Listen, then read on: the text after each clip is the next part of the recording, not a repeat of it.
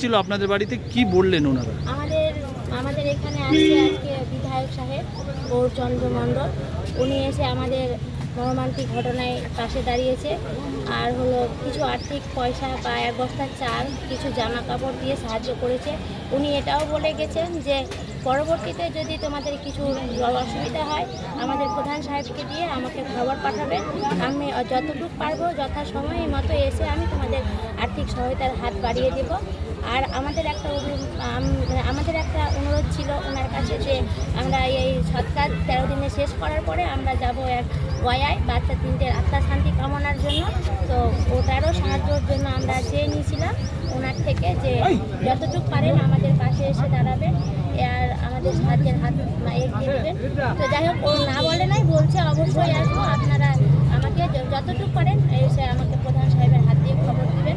সবসময় তো আর আমি এখানে এসে খবর নিতে পারবো না, তাহলে আপনি প্রধান সাহেবকে বলা হয়েছে, আর সেই প্রধান সাহেব এসে ওনাকে খবর জানানোর পরে আমাদের বিধায়ক সাহেবকে জানানোর পরে যতটুকু পাই।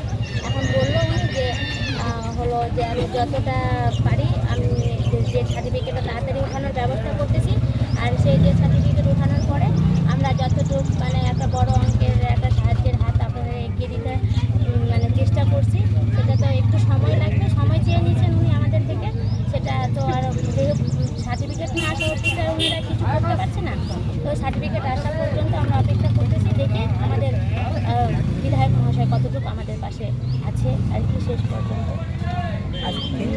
কি নাম আপনার? নাম কি? আমার নাম পিঙ্কি মণ্ডল দাস। কে হলেন আপনি? আমি এই পরিবারে হলাম মাসি, যে বাচ্চা 3টে মারা গেছে ওনার মাসি।